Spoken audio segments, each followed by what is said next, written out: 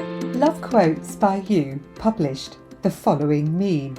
Being able to tolerate the sound of your own voice in a video is probably the highest form of self-acceptance. I think the same is true of tolerating my face on video. Join me to learn how to create your introductory video for your directory profile and feel brave enough to publish it.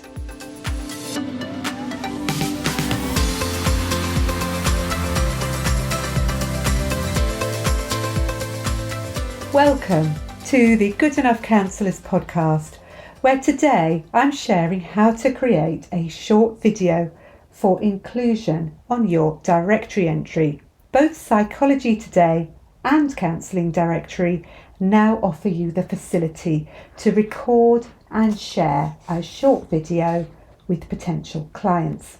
Now, I don't know if this is you, but possibly you're thinking right at the start, there is no way on God's earth that I am going to record a video.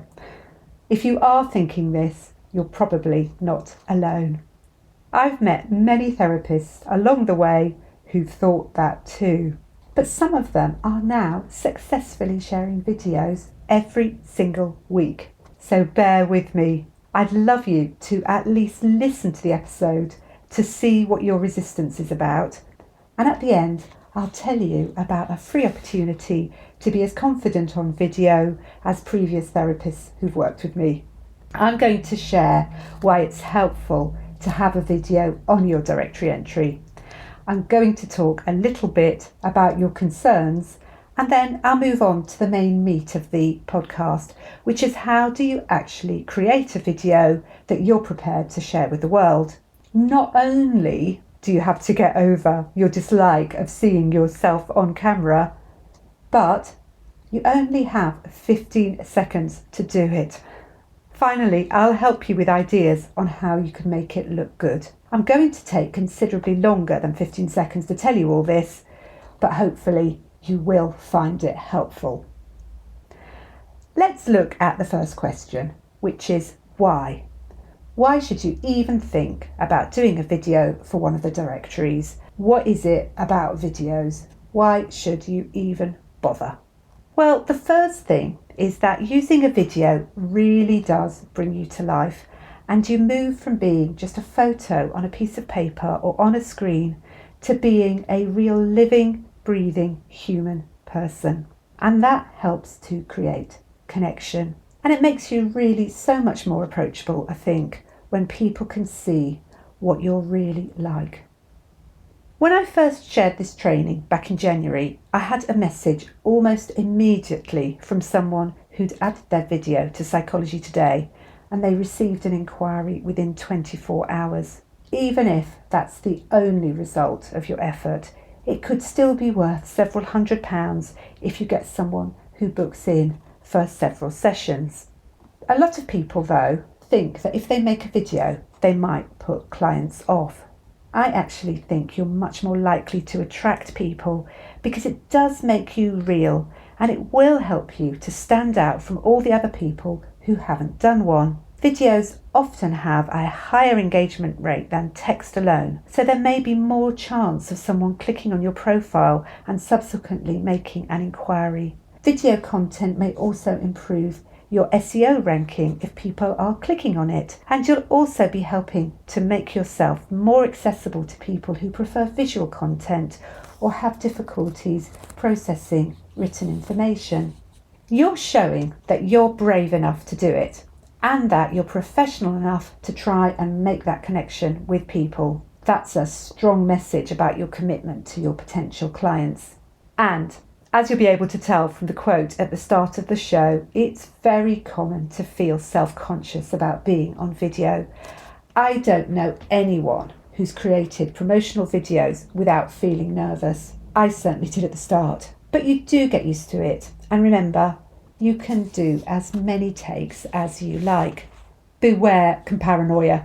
It's tempting to look at what other therapists are doing to get ideas, but that can so easily lead you into a spiral of self-doubt and self-loathing. If you know you're someone who's likely to feel not good enough when you see what others are doing, don't look. Be really kind to yourself as you consider the possibility of sharing a video. It may well bring up all sorts of past insecurities and activate your nervous system. So you'll need to give yourself lots of self-care. Perhaps seek support from someone you trust who'll understand your feelings and check out the completed video. Someone mentioned to me that they were worried about the fact that they'd put on weight and they're not sure they really want that to be recorded on the internet. But honestly, if it was me, I might find it really reassuring to see someone who wasn't a perfect sort of celebrity model type person, because personally, I don't feel like a celebrity model type person either. You may appeal to someone who's looking for a therapist who gives off an aura of comfort, and I want to connect with someone that I feel comfortable with. But equally, if you are blessed with celebrity, good looks, know that you'll attract clients who perhaps are aspiring to more confidence, or perhaps someone they can identify with because you're younger.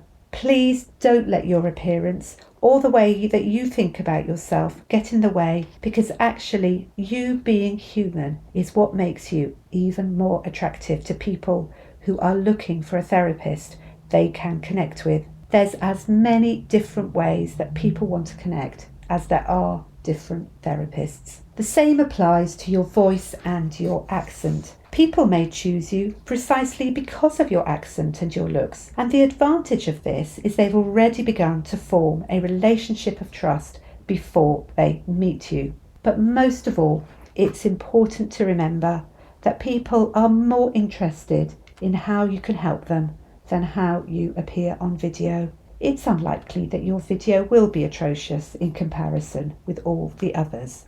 If they do reject you on the basis of your video, it's possible the relationship may not have worked anyway, and it's best for them to choose differently.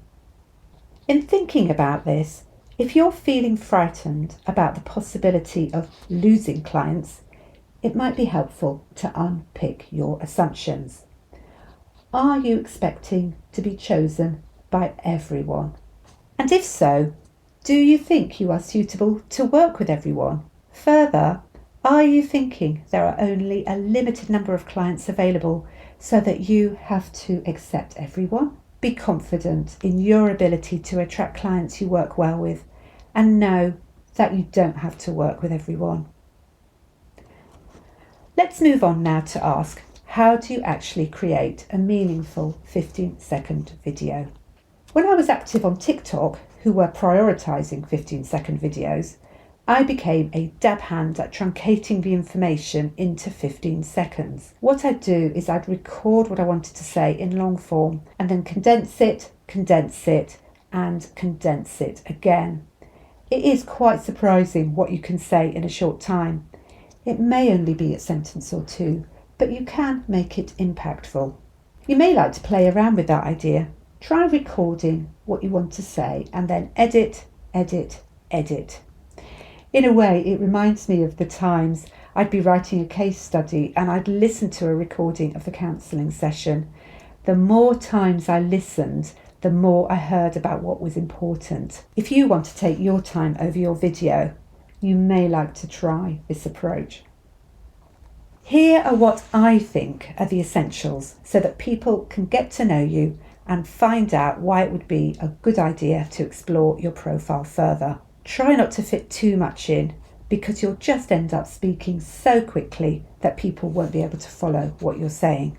In order to record this episode, I practiced with my stopwatch, and the following comments are based on what I could fit in. The first thing you want to do is introduce yourself and say who you are. But you've got to be quick. When I tried it, I said, "Hi, I'm Josephine, a BACP accredited counsellor." And as I was practicing, I thought, now, really, does it matter if I'm BACP accredited? And I thought, no, it doesn't. People can read that in the full description if they want. So I cut out the BACP part because that takes a second or so to say. And that's a significant proportion of 15 seconds. So I took it out and I just said, "Hi, I'm Josephine, an accredited counsellor."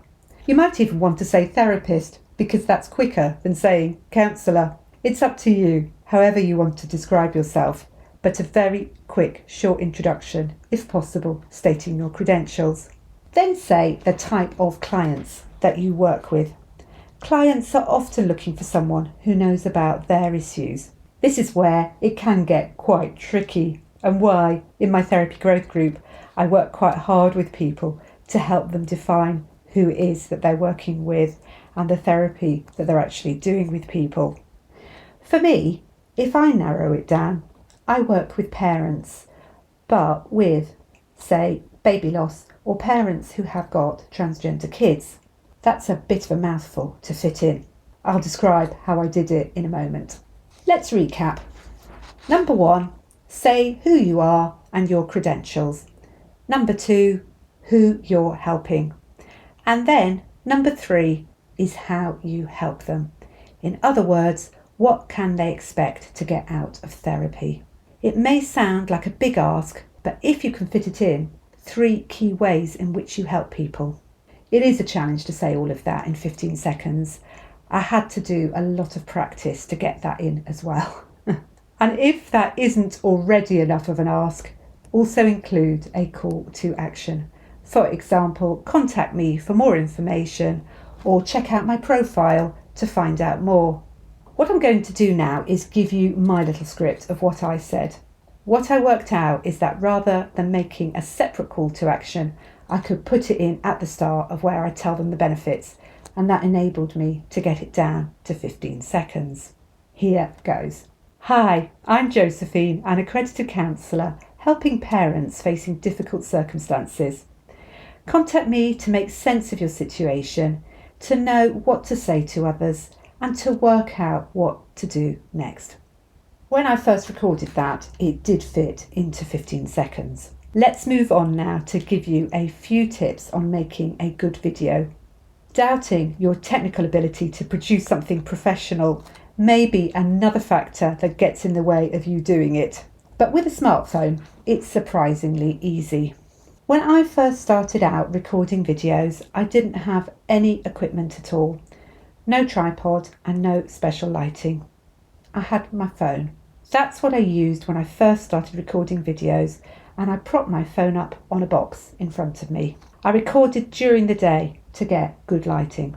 However, if you're somebody who's got a ring light or similar for online work, you could use that and record on your PC. But if you haven't got one of those, a phone is fine.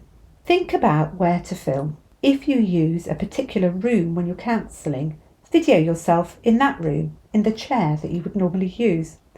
Not only will that give clients a clue about your room, it will probably help you feel more comfortable too. Have a think about your background and what's behind you. You don't want it to be too distracting. If necessary, drape a sheet behind you or sit in front of some plain curtains. Think about what you're wearing. Make it something that you feel comfortable in, that you'd be seeing clients in. If you don't normally dress smartly for clients, don't do so now, as that's going to give them the wrong impression of you. You want to be the person that you are when you're counselling.